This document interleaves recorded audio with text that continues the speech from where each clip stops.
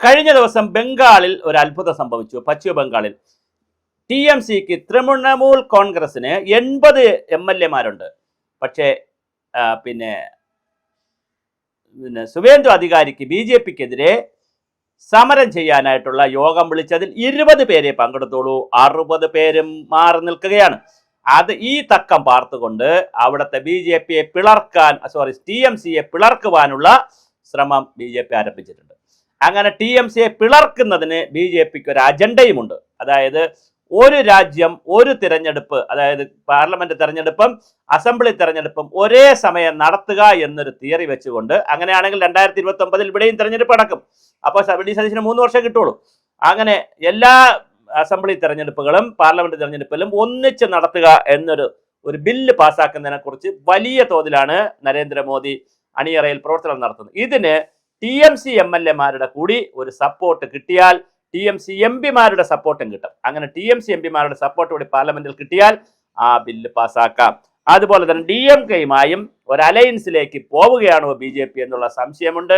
DMK MP-മാരുമായും സ്റ്റാലിനുമായും അനൗപചാരിക ചർച്ചകൾ BJP ആരംഭിച്ചിട്ടുണ്ട്. അപ്പൊ DMK കരിമിഴി അടക്കമുള്ള DMK MP-മാരെയും തൃണമൂൽ കോൺഗ്രസിലെ MP-മാരെയും കൂടി ചാക്കിട്ടെടുത്താൽ, അവരും കൂടി ചാക്കിൽ കയറുമെങ്കിൽ പിന്നെ BJP MP-മാരും ബാക്കി എല്ലാവരും കൂടി ആകുമ്പോൾ ഒരു രാജ്യം ഒരു തെരഞ്ഞെടുപ്പ് എന്നുള്ളത് പിന്നെ നടപ്പിലാക്കാൻ സാധ്യതയുണ്ട്.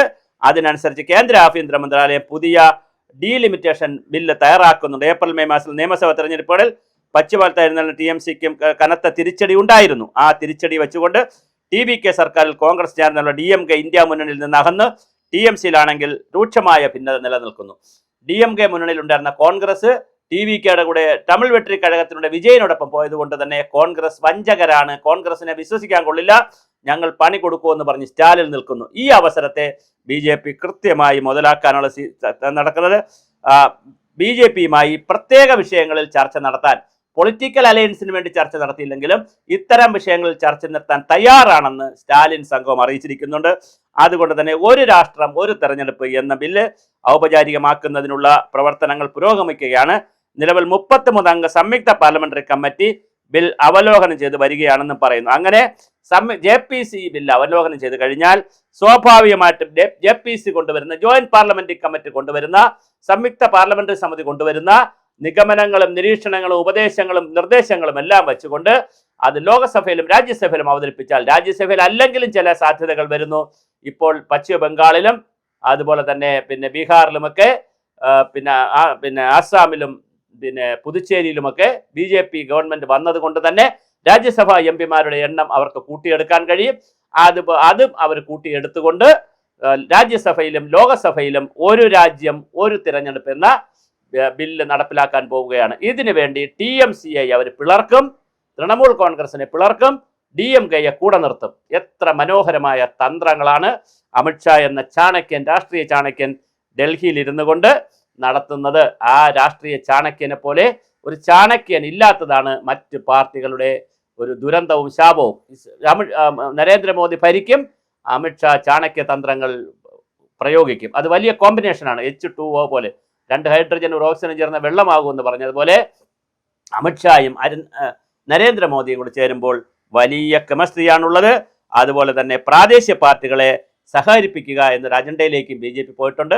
അപ്പോൾ പരമാവധി മുന്നണി വിപുലീകരണത്തിലൂടെ പശ്ചിമ ബംഗാളിൽ സ്ഥിരമായി ഭരണം നിലനിർത്തുകയും അതിൻ്റെ പച്ച പിടിച്ചുകൊണ്ട് ലോകസഭയിൽ ഈ ഒരു രാജ്യം ഒരു തെരഞ്ഞെടുപ്പ് എന്ന ബില്ല് പാസ്സാക്കാനുള്ള ശ്രമങ്ങളും നടത്തിക്കൊണ്ടിരിക്കുകയാണ് നമ്മുടെ BJP.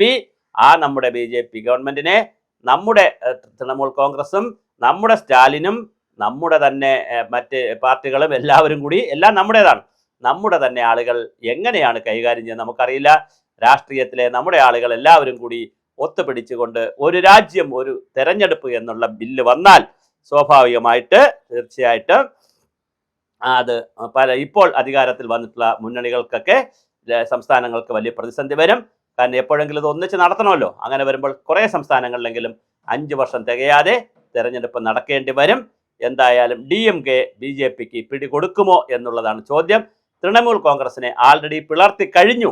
80 സീറ്റുകളിൽ 20 പേരെ പങ്കെടുത്തോളെങ്കിൽ 60 പേരിലും മാനസാന്തരമുണ്ട്. അവരിന് പുതിയ പാർട്ടി ഉണ്ടാക്കി BJPയുമായി ചേരുമോ, അതാണോ BJP-യുടെ ബി പ്ലാൻ, അതോ നേരിട്ടവർ BJP ചേരുമോ എന്നുള്ളത് മാത്രമാണ് ബംഗാളിൽ അറിയാനുള്ളത്. എന്തായാലും BJP-യുടെ ബി പ്ലാൻ ബംഗാളിൽ നന്നായി വർക്കൗട്ട് ചെയ്യുന്നു.